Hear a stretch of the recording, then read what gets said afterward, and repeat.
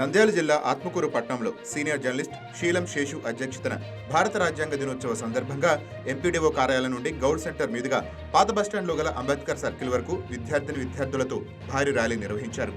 అనంతరం అంబేద్కర్ విగ్రహానికి గజమాల వేసి స్మరించుకున్నారు.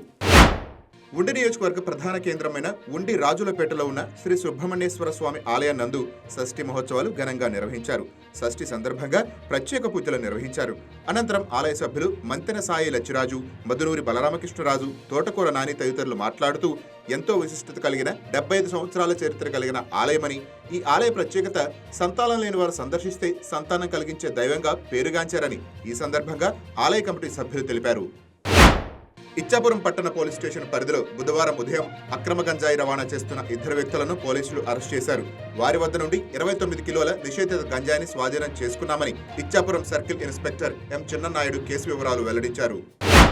కార్మిక వర్గాన్ని కార్పొరేటర్లకు బానిసలుగా మార్చే లేబర్ కోడ్స్ వెంటనే రద్దు చేయాలని, లేకపోతే ఐక్య పోరాటాలు ఉధృతం చేస్తామని అఖిలపక్ష కార్మిక రైతు సంఘాల నాయకులు హెచ్చరించారు. కార్మిక హక్కులను కాలరాసే 4 లేబర్ కోడ్లు కేంద్ర ప్రభుత్వం అమల్లోకి తీసుకురావటాన్ని వ్యతిరేకిస్తూ రైతులు పండించే అన్ని పంటలకు C2+50% హామీ కొనుగోలుతో మద్దతు ధర గ్యారంటీ చట్టం చేయాలని కోరుతూ అఖిలపక్ష కార్మిక రైతు సంఘాల ఆధ్వర్యంలో నిరసన ధర్నా నిర్వహించారు. సోంపేట మండలం తాళభద్రలో వెలిసినటువంటి శ్రీ తారకేశ్వర దేవాలయం ప్రాంగణం నందు ఉన్నటువంటి శ్రీ సుబ్రహ్మణ్యేశ్వర స్వామివారికి షష్ఠి మహోత్సవాలు, స్వామివారికి విశేషమైనటువంటి అభిషేకాలు, అలంకరణ భక్తులచే ఎంతో వైభవంగా జరిగింది. కర్నూలు జిల్లా ఆదోని నియోజకవర్గంలోని కడితొట్ల గ్రామానికి చెందిన రాఘవేంద్ర జనసేన పార్టీ క్రియాశీల సభ్యుడిగా పనిచేసిన ఈయన కొద్ది రోజుల క్రితం దురదృష్టవశాత్తు మరణించిన విషయం తెలిసిందే.